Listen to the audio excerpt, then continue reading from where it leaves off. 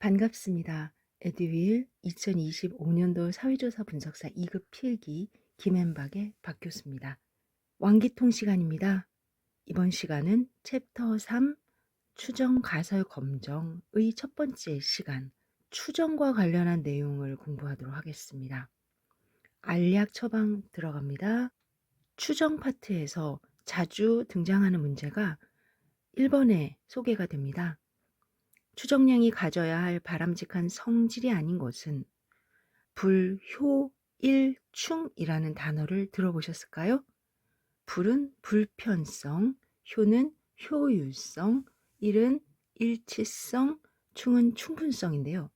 이 네 가지를 모집단의 모수 세타에 대한 좋은 추정량이 가져야 할 바람직한 성질이라고 이야기하는데, 문제에서는 유효성, 일치성, 충분성은 보이는데 불편성이 안 보이죠? 답은 1번이에요. 도대체 이 네 가지가 무엇이기에 세타에 대한 좋은 추정량이 가져야 할 조건이라고 이야기를 하는 걸까요?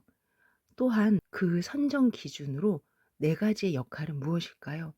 사실 불효일충을 기억하고 시험에서 바로 확인한 다음에 다음 문제로 넘어가는 것을 권하지만, 그래도 한 번씩은 시험에 더 깊이 물어볼 때가 있어요. 두 번째 문제를 잠깐 보면서 의견을 나누도록 하죠. 모분산의 추정량으로서 편차 제곱 합을 n으로 나눈 것보다는 n-1로 나눈 것을 사용한다. 그 이유는 좋은 추정량이 만족해야 할 바람직한 성질 중 어느 것과 관계되는가? 이에 대한 답은 불편성입니다.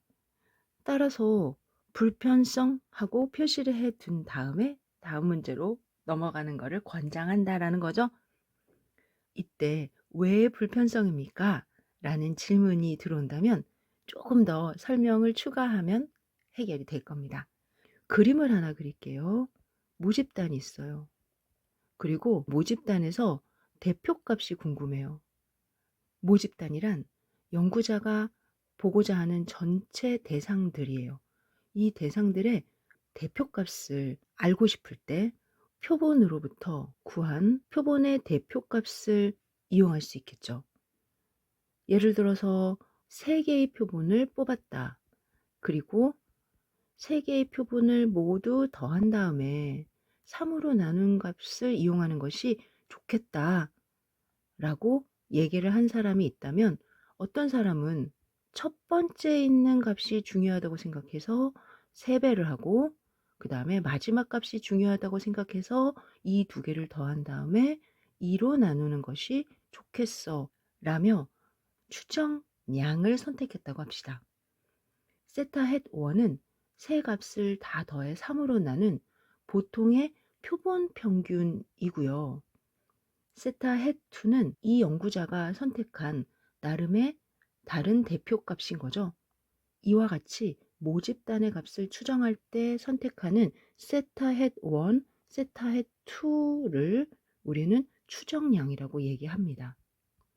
두 추정량 중에 어떠한 추정량이 대표값을 더 잘 추정할지에 대해서 선택을 해야 되는데, 그 첫 번째 조건이 바로 불편성입니다.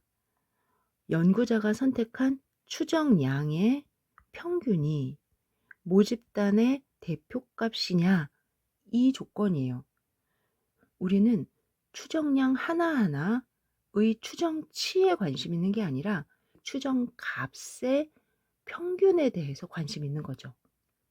그 평균이 모집단의 대표값으로 적절하면 좋은 추정량이다 라고 이야기하고 싶은 거잖아요. 따라서 세타 헷 1과 세타 헷 2가 좋은 추정량인지 한번 확인해 볼 필요가 있습니다. 직접 식을 넣어서 계산을 하면 x1, x2, x3, 그러면 3분의 1에 2x1, x2, x3 평균의 성질에 의해서 2x1 더하기 2x2 더하기 2x3로 하나하나 구별이 되고, x1의 기대값은 첫 번째 뽑은 표본의 대표값을 물어보는 거니까 모집단에서 확인할 수 있었던 평균이 되겠죠? 그리고 두 번째도 평균, 세 번째도 평균. 3분의 1에 3뮤가 돼서 뮤라는 값을 유도했어요. 모집단의 대표값으로 뮤가 궁금한 대상이었는데 세타 헷 1의 평균이 뮤임을 알게 된 거죠. 두 번째, 세타 헷 2에 대해서도 한번 이와 같은 과정을 이끌어 봅시다. 3배의 x1, x3를 2로 나누면 2분의 1에 2의 3x1, x3는 2분의 1에 3의 2의 x1 더하기 2의 x3 그리고 뮤 따라서 2분의 1에 4뮤는 2뮤. 세타 헷 1은 그 평균이 뮤인데 세타 헷 2는 그 평균이 뮤가 아니야. 그러면 어떠한 추정량이 대표값으로의 뮤를 잘 추정한다고 얘기할 수 있을까요? 바로 세타 헷 1이겠죠? 따라서 세타 헷 1이 뮤를 잘 추정하는 추정량인데 불편 추정량이다. 이렇게 이야기를 하는 거예요. 즉 편의가 없이 대표값을 잘 추정했다. 이렇게 해석이 되는 거죠. 편의가 있다라는 바이어스드에 편의가 없다라는 언바이어스드. 풀이 읽어봅니다. 모집단의 모수 세타에 대한 좋은 추정량이 가져야 할 바람직한 성질은 첫 번째가 바이어스드가 되어 있지 않다. 언바이어스드니스죠. 불편성. 방금 불편성에 대한 이야기를 두 추정량을 가지고 설명을 해드렸어요. 이해가 되실까요? 만약에 또 다른 세타 헷 3를 선정했는데 3x1 더하기 x3를 4로 나누면 불편 추정량임을 유도하실 수가 있어요. 세타 헷 1과 세타 헷 3 둘 다 불편 추정량인데 어떤 것이 더 좋아요? 하고 선택하는 것이 효율성입니다. 효율성이란 각각의 추정량의 분산을 비교해서 작은 쪽이 좋은 추정량이다 라는 거예요. 즉 모수 세타에 대해서 추정을 할 때 너무 떨어져 있지 않아야 한다. 이런 조건이라고 보시면 될 것 같습니다. 일치성과 충분성은 본 수업에서 확인해 주시고요. 2번에서 모분산의 추정량으로 편의 제곱 합을 n으로 나누지 않고 n-1로 나눈 이유는 불편성 때문이라고 그랬죠?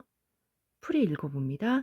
표본분산 S제곱을 n-1로 나누게 되면 S제곱에 대한 기대값을 구했을 때 시그마 제곱이더라. 즉 불편성과 관련이 있다. 이렇게 소개가 되네요.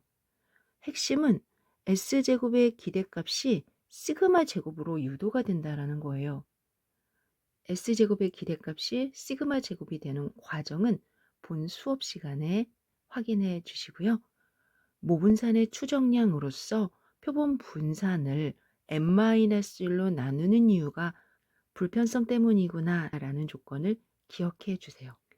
두 번째 알약 처방 들어갑니다.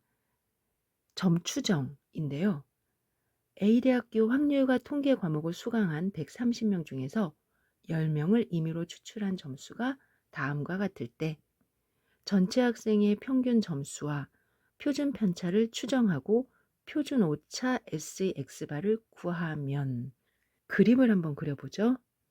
모집단 A대학교에 확률과 통계를 배우는 전체 학생들이 있습니다. 이 중에서 10명을 뽑아 성적을 물어봤겠죠. 그러면 10명의 성적으로부터 평균 점수를 구할 수 있고 분산을 계산할 수 있죠.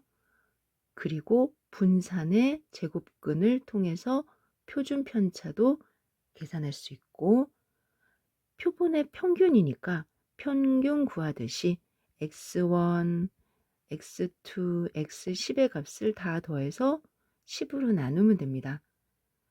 풀이해 보니까 x반은 10분의 1에 x1 더하기 x10이므로 그 결과 62를 얻었고 1차적으로 62를 뮤의 값이다 라고 이야기할 수 있겠죠. 이와 같이 표본으로부터 구한 통계 값 하나를 이용해서 모집단의 값을 추정할 때 점 추정이라고 합니다. 즉, 한 점으로서 추정을 하는 거죠. 그러면 점 추정 말고 다른 추정도 있나요? 구간 추정이라고 들어보셨을까요? 하나의 값으로만 추정하는 것을 보완하여 구간의 입장에서 추정을 하는 거죠. 이번에는 분산을 계산해 볼까요? 분산은 표본으로부터 얻은 각 값과 평균의 차의 제곱을 모두 더하여 10으로 나눌까요? 9로 나눌까요? 앞서 n-1로 나누는 것이 모분산의 좋은 추정량이다 라고 이야기했었죠. 따라서 10으로 나누지 마시고 9로 나누어 주시면 되고 그 결과 약 662.889를 얻었다. 지금 함께 계산한 방법은 풀이에도 소개가 됩니다. 이 662.889를 시그마 제곱을 추정하는 값으로 점추정이라고 이야기하는 거죠. 또한 루트를 씌워서 S는 루트 662.889예요. 약 25.75. 모집단의 표준 편차의 값을 추정하게 되겠죠. 따라서 전체 학생의 평균 점수에 대한 점 추정값은 62이며 표준 편차에 대한 추정값은 25.75다 라고 구하신 거죠. 풀이 봅시다. 130명 전체의 평균, 즉 모평균의 추정량은 x바이며 이 x바는 62이고 모분산 시그마 제곱의 추정량은 s제곱으로 10 빼기 1로 나누어서 구한 결과 662.889. 이쯤 되면 계산기를 사용하셔야 될 거예요. 루트를 씌워서 모표준 편차의 점 추정 값을 구한 결과 25.75이다. 그리고 모평균 뮤의 표준 오차는 앞 강의에서 설명해 드린 루트 n분의 s를 이용해서 8.14를 구할 수 있습니다. 표준 오차에 대한 이야기는 이 그림으로 다시 한번 기억을 해 주실 수 있죠?